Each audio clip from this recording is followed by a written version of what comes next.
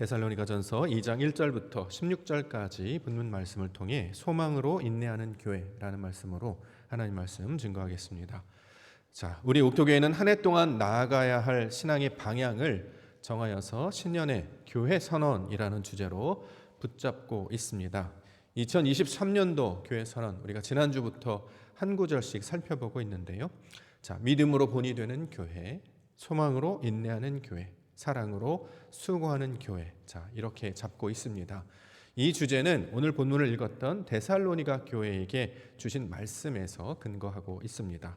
1장 3절 말씀 함께 볼까요? 1장 3절. 데살로니가전서 1장 3절 말씀 먼저 우리가 함께 읽겠습니다. 시작. 너희의 믿음의 역사와 사랑의 수고와 우리 주 예수 그리스도에 대한 소망의 인내를 우리 하나님 아버지 앞에서 끊임없이 기억합니다. 자, 이렇게 증거하고 있습니다. 사도 바울은 데살로니가 교회를 칭찬하면서 세 가지를 강조하고 있지요. 믿음의 역사, 사랑의 수고, 소망의 인내입니다.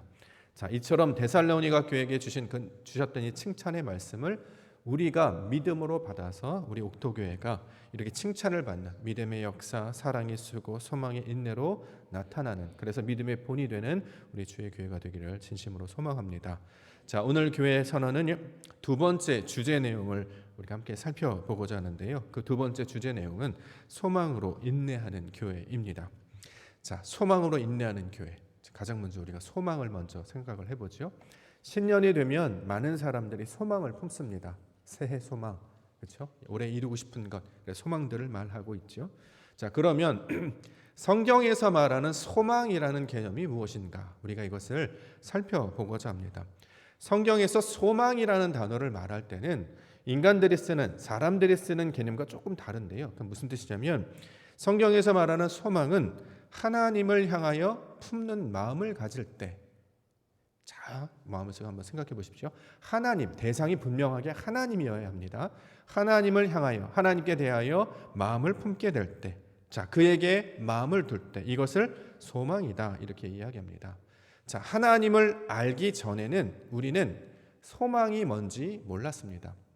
소망이라고 말은 하죠. 나의 소망은 이런 것입니다. 우리의 소망은 이런 것입니다. 라고 말은 합니다. 그런데 그 내용과 실체를 가만히 보면 그것은 하나님께 대하여 마음을 품는 것이 아니라 대부분 사람들이 가지고 있는 육신의 정욕 또는 세속적인 욕망에 불과했던 것이었죠. 예컨대 무엇을 먹을까? 무엇을 마실까? 무엇을 입을까와 같은 내용들을 바라고 구하고 있었습니다. 그런데 이런 것들은 하나님을 알지 못하는 이방인들이 구하는 것이다, 이렇게 예수님께서 가르쳐주고 있었던 거죠. 자, 교회를 다니시는 분의 소망을 물어보거나 또는 교회를 다니지 않는 분들의 소망을 물어봐도 그렇게 크게 차이가 나지 않아요. 교회를 다닌다고 하면, 믿음이 있다고 하면, 하나님을 섬긴다고 하면 우리의 소망의 내용이 그래도 조금은 구별되어야 하지 않겠습니까?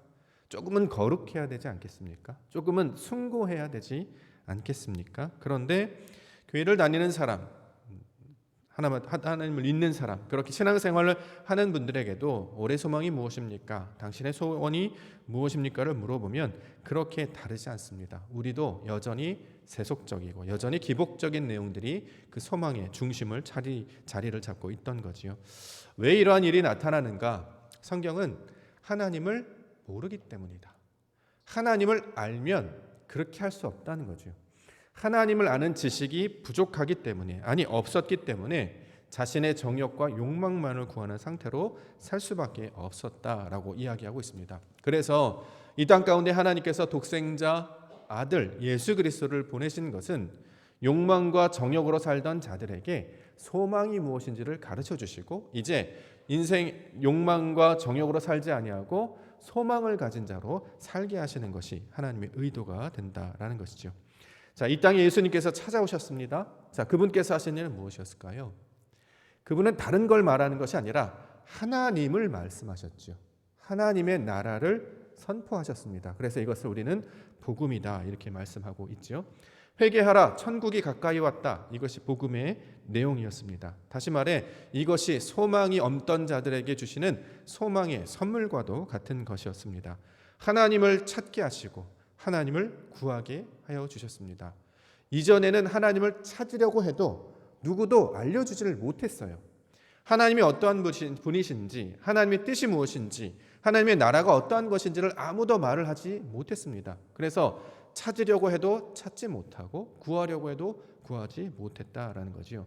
오직 하늘에 계신 그분을 온전히 닮고 아는 분이 이 땅에 내려와서 아버지의 것을 말하고 전해주심으로 우리도 그의 나라를 가지게 되면 비로소 우리가 욕망에서 벗어나서 정욕에서 벗어나서 하나님을 소망하고 하나님의 나라를 구하고 찾는 소망의 백성들이 된다라는 것입니다. 자, 이것을 성경에서 하나님을 찾고 하나님의 나라를 구하는 자를 가리켜서 그러한 상태를 가리켜서 소망이라고 말씀하고 있습니다.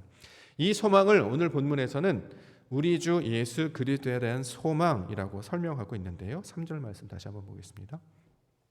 3절 내용, 너희의 믿음의 역사와 사랑의 수고와 우리 주 예수 그리스도에 대한 소망의 인내를, 자, 이렇게 얘기하고 있죠. 앞에 수식어가 붙어 있어요. 우리 주 예수 그리스도에 대한 소망이라고 말하고 있습니다.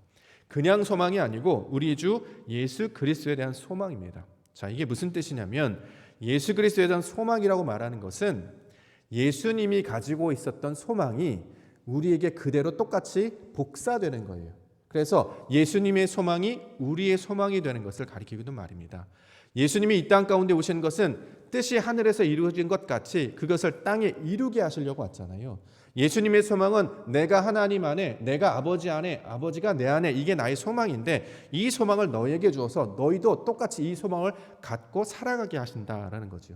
그래서 로마서 15장 13절에서 소망의 하나님이 모든 기쁨과 평강을 믿음 안에서 너희에게 충만하게 하사 성령의 능력으로 소망이 넘치게 하시기를 원하노라. 소망이 우리 가운데 넘치게 하신다는 거예요. 자, 그 소망은 어떻게 나타난다고요? 성령의 능력으로 나타나는 것이 소망이다. 지금 그렇게 이야기하고 있었다라는 거죠. 내 속을 들여다보면 욕망밖에 없었습니다. 안목의 자랑, 이생의 자랑, 안목의 정욕, 이생의 정, 이런 것들만 있었어요. 내 안에는 나만 가득했습니다. 하나님을 한 번도 구해본 적이 없었어요. 그런데 예수님께서 찾아오셔서 하나님을 말씀해 주시고 그의 나라와 그의 통치와 그가 주시는 것들을 가르쳐 주시기 시작한 거예요. 이 세상에 내가 가진 것이 전부라고 생각했었는데 아니 더 큰 것이 있구나, 아니 더 위대한 것이 있구나, 아니 창세 전부터 예비되고 준비되어서 우리가 생명 가운데 이 땅에 보내심을 받은 그 의도와 뜻이 있었구나라는 것을 가르쳐 주심으로 우리가 이제 하나님의 것을 구하는 소망의 백성으로 살게 하셨다라는 거죠. 그게 무슨 뜻이냐? 내가 아버지 안에, 아버지가 내 안에 있던 것이 나의 소망이 되었는데 내가 그것을 너에게 전해주니 너희도 하나님 안에 거하는 것을 소망으로 갖게 해주신다라는 것입니다. 자, 이것을 성경에서는 오늘 본문에서는 소망의 인내라는 표현으로 사용하고 있습니다. 여기서 말하는 인내는 우리가 생각하고 있는 오래 참고와 약간 내용이 좀 달라요. 근데 그냥 인내라고 같은 단어라서 그렇게 설명을 했는데 원래는 소망으로 세워지다라는 뜻, 견고하게 세워지다라는 의도가 담겨진 원어의 뜻을 가지고 있습니다. 그러므로 소망으로 인내하는 교회라는 주제를 우리가 2023년도 교회 선으로 붙잡았다면 그것은 무슨 뜻이냐? 내가 원하는 소망, 하나님 이것도 들어주시고 저것도 넣어주시고 그 소망이 이루어질 때까지 내가 잘 참아볼게요, 잘 견뎌볼게요, 이런 의도라기보다는 하나님을 구하게 되는 거예요. 욕망과 정욕, 난 이런 사람이 되고 싶어요, 이런 문제가 해결되고 싶어요, 이게 다 사라지고요, 하나님을 구하는 자가 되는 것이고요, 하나님의 나라가 내 안에 좀 이루어졌으면 좋겠습니다 라고 해서 내가 가졌던 세상을 향해 품었던 모든 정욕과 욕망이 사라지고 하나님께서 부어주시는 그 참된 것들로, 거룩한 것들로, 숭고한 것들로 채워지게 되는 것, 그래서 우리가 하나님의 교회가 되는 것, 자, 이것을 소망으로 인내하는 교회의 내용으로 우리 가운데 설명하고 있습니다. 자, 이것을 정확하게 보여주신 분이 누굽니까? 성경에서는 그리스도 예수시다 이렇게 보여주고 있죠. 그가 어떻게 해요? 나의 원대로 하지 마옵시고 아버지의 원대로 하옵소서. 내 뜻대로 되지 않고 하나님의 뜻대로 하게 하여 주시옵소서. 그래서 십자가를 거절하지 아니하고 십자가 나아가서 자신의 생명을 다 드리시기까지 다 온전히 베푸시는, 하나님이 우리에게 100% 다 바치신 것처럼 우리도 모든 것들을 다 하나님께 바쳐 나아가겠습니다라고 바꾸어 주시는 인물로 우리를 만들어 주시겠다는 거죠. 이것을 소망으로 인내하는 교회, 이렇게 설명하고 있는 것입니다. 우리는 고백하지요. 세상에서 가장 위대하시고 뛰어나신 분의 이름을 고백합니다. 그분의 이름이 무엇입니까? 여호와 하나님, 우리는 그렇게 고백합니다. 전부라며요. 모든 것이라며요. 주인이라며요. 우리의 통치자이시라며요. 오늘 찬양처럼 목자이시고 우리의 왕 되신다라고 이야기하지 않습니까? 그러면 우리가 무엇을 구해야 되겠습니까? 그가 주시는 다른 것을 구하는 게 아니라 그분을 구해야죠. 하나님의 나라의 통치를 받고자 하나님께서 하시는 일에 내가 들어가기를 원합니다. 하나님 나라의 그 잔치에 내가 참여하기를 원합니다. 내가 원하는 것이 이 땅에서 부어진 눈에 보이는 그것을 구하는 것이 아니라 그런 욕망과 정욕에 보이는 것들을 구하는 자에게서 고개를 들어 하나님을 바라보고 하나님을 구하기를 원합니다. 보이지도 아니하는 하나님, 영이신 하나님, 모든 만물과 세상을 창조하셔서 그것보다 더 위대하신 그 하나님을 감히 우리가 바라고 원하는 자로 바꿔주신다는 거예요. 자, 이것을 성경에서는 소망이다 이렇게 이야기하고 있습니다. 자, 이것을 찾고 구하면 이것을 성경에서 보화라고 이야기합니다. 우리가 이제 밭에 감춰진 보화 이런 얘기 많이 하죠. 거기서 말하는 보화는 보물, 우리가 말하는 다이아몬드, 금 이런 것을 뭐 비트코인 이런 도지코인 이런 얘기하는 게 아니에요. 거기서 말하는 보화는 하나님을 발견한 거예요. 그래서 하나님이 우리를 뭐같이 여기시냐? 보화와 같이 여겨주신다는 거예요. 가장 귀하고 가장 아름답고 가장 가치로운 것이 하나님임을 깨달아 발견하게 되는 것이죠. 사랑하는 사람이 떠나고 나서야 진짜 사랑이 무엇인지를 깨닫는 것처럼 가장 귀하고 소중한 것이 무엇인지를 지나고 나야 알게 되는 것처럼 있을 땐 모르다가 그게 바로 가장 좋은 것이고 귀한 것이었구나를 뒤늦게 알아차려서 인생 다 끝나고 아차 하면서 끝나는 것이 아니라 지금 여기 2023년의 시간 가운데 우리 인생에 있어서 가장 귀한 것이 하나님이군요. 인생에서 우리가 바라고 구해야 될 것이 하나님의 나라군요를 알게 하셨다면 이것들로 소망을 삼아 그것들로 세워짐을 통해서 성경에서 말하는 참 교회의 모습으로 살아가는 우리 옥토교회 성도님들과 교회가 되기를 원합니다. 자, 이것이 소망으로 인내하는 교회의 내용이 되는 것이죠. 오늘 말씀을 통해서 한 구절씩 살펴보고자 합니다. 자, 첫 번째는 하나님을 기쁘시게 한다 이렇게 설명하고 있는데요. 4절 보겠습니다. 데살로니가전서 2장 4절입니다. 한 목소리로 함께 읽겠습니다. 시작.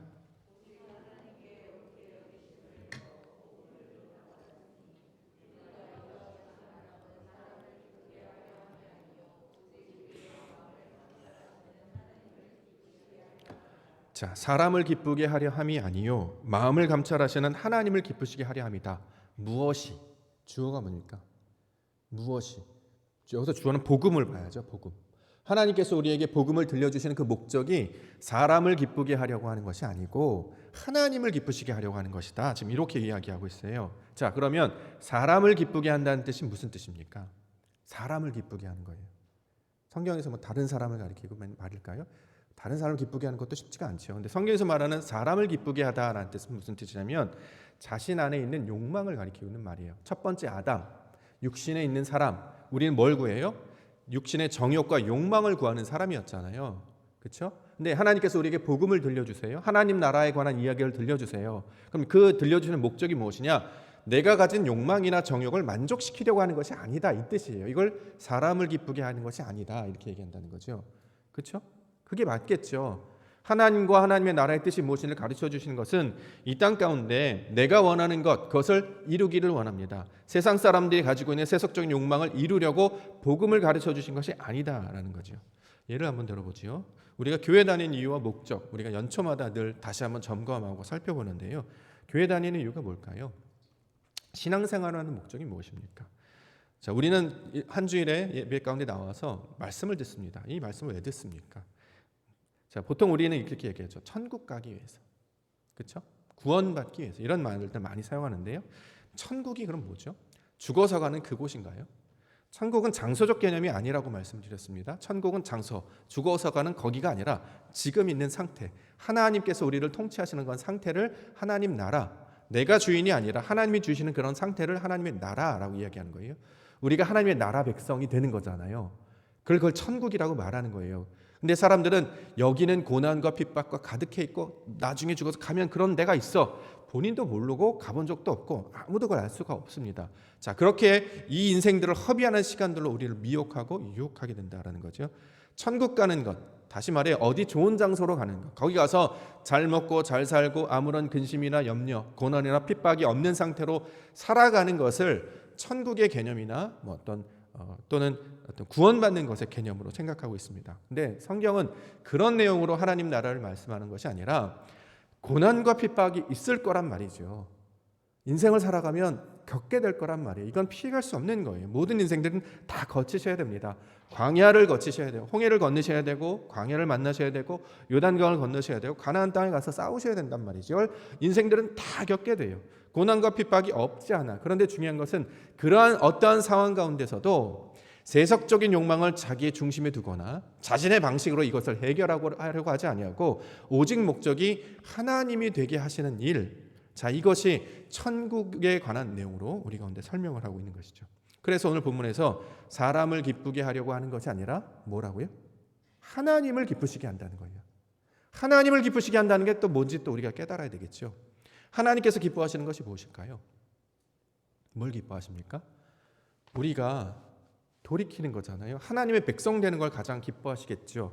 다시 말해 하나님 백성 되는 것을 기뻐하시겠죠. 어떻게 해요? 뜻이 하늘에서 이루어진 것처럼 땅에 이루어지는 것 같이 예수 그리스도께서 우리에게 보여주셨던 하나님의 나라가 우리 안에 임해서 우리가 하나님 안에, 하나님이 내 안에 거하는 상태, 임마누엘, 우리와 함께 하시는 하나님과 동행하는 상태. 그래서 이전에는 나만 있었는데, 그렇죠? 나만 있었어요. 다 나들로 살아가시잖아요. 그렇기 때문에 내가 아닌 사람을 너라고 부르는 거 아닙니까? 나와 너는 달라. 그렇기 때문에 내 말을 들으면 좋다고 하고 듣지 않으면 미워하고 핍박하고 이렇게 살았단 말이죠. 자, 그런데 하나님이 우리 안에 찾아오세요. 그래서 우리가 하나님이 함께 하시는 우리로 살아가요. 각자들도 우리로 살아가죠. 어디로 연결됐다고요?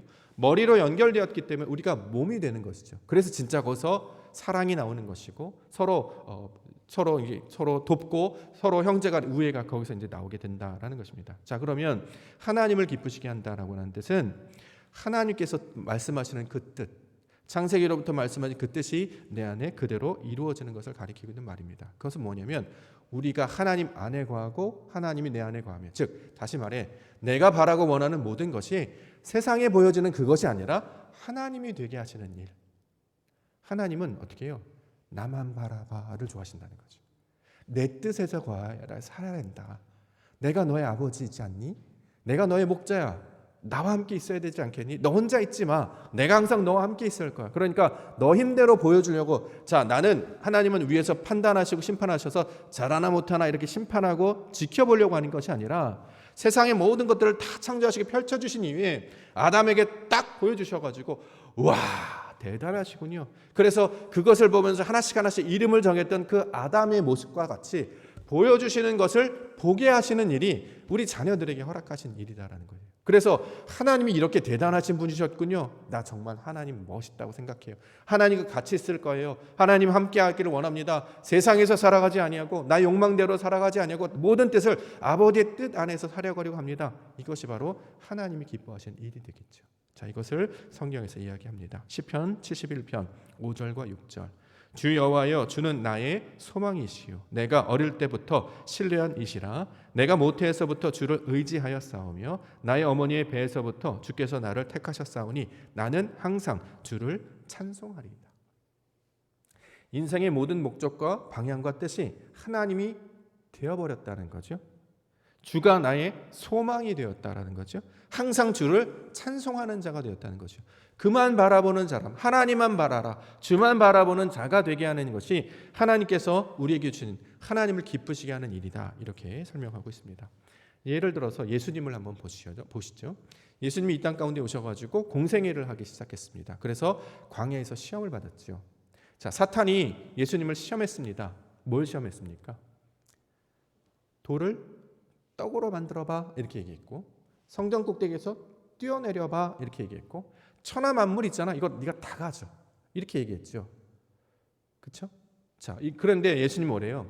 그런 것이 중요한 것이 아니라 주 너의 하나님을 경배하고 다만 그를 섬기라는 거예요. 사탄은 돌을 떡으로 변하는 능력을 보여봐.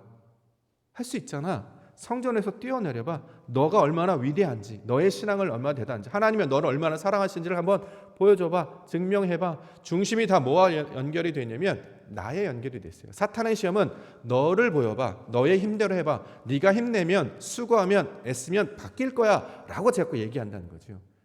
근데 우리는 그러한 사람을 살아가는 것이 아니라 예수님은 뭐라고 하셨느냐?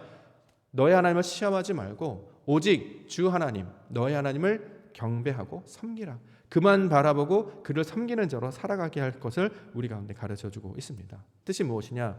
다른 것에 마음을 두거나 다른 것에 만족을 삼지 아니하고 하나님을 알아가는 것, 하나님의 뜻을 바라보는 것, 이것을 우리 삶의 모든 중심과 대상으로 삼았다는 것이죠. 그래서 오늘 우리 찬양했던 것처럼 다윗이 말년에 모든 하나님을 평생에 경험하고 나서 그의 고백이 무엇이었습니까?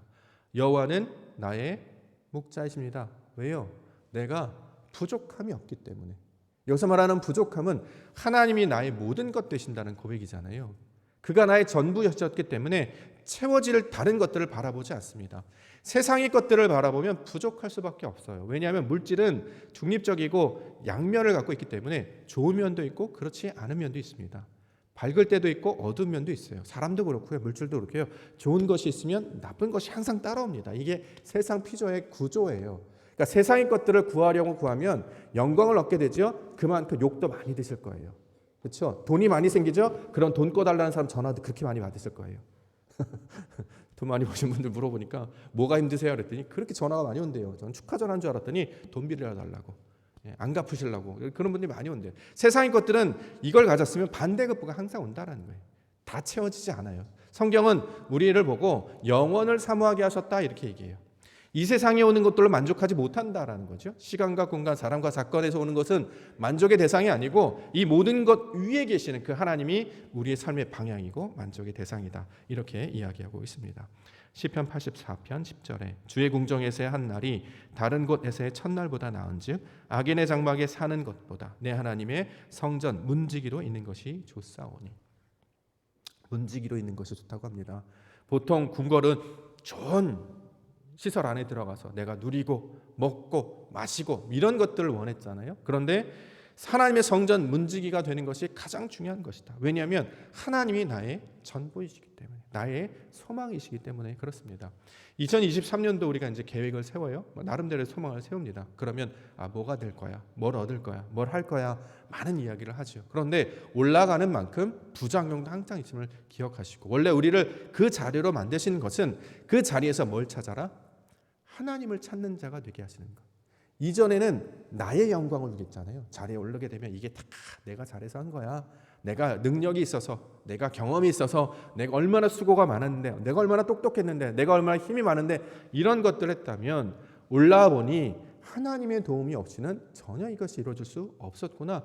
이 자리에 올라가는 과정 중에서 다 이게 하나님이 하신 일이었구나. 그래서 하나님을 발견하고 알게 되는 과정으로 2023년도로 주셨고 나에게 직분과 상황을 주셨구나. 이거를 깨달아 알게 하는 것. 자, 이것을 하나님께서 기뻐하시는 일이다. 이렇게 말씀하고 있는 것이죠. 우리가 어떤 일을 하더라도 그 안에서 하나님을 발견하지 못한다고 하면 그게 무슨 의미가 있겠습니까? 시간만 낭비하고 허비하는 건 아니겠습니까? 그렇죠? 올해는 다른 것과 달리 하나님이 주셨습니다. 하나님이 하게 하셨습니다. 하나님께서 나의 만족이 되셨습니다. 이것들을 우리 마음 가운데 채우며 나아가는 우리 성도님들 되시기를 원합니다. 그러기 위해서 해야 될 것 한 가지만 설명을 드리면 하나님의 말씀으로 받는 연습 하셔야 합니다. 2장 13절 데살로니가전서 2장 13절 함께 읽겠습니다. 시작. 이러므로 우리가 하나님께 끊임없이 감사함은 너희가 우리에게 들은 바 하나님의 말씀을 받을 때에 사람의 말로 받지 아니하고 하나님의 말씀으로 받음이니 진실로 그러하도다. 이 말씀이 또한 너희 믿는 자 가운데서 역사하느니라. 자, 여러 번 강조했던 말씀인데 하나님의 말씀으로 받는 연습.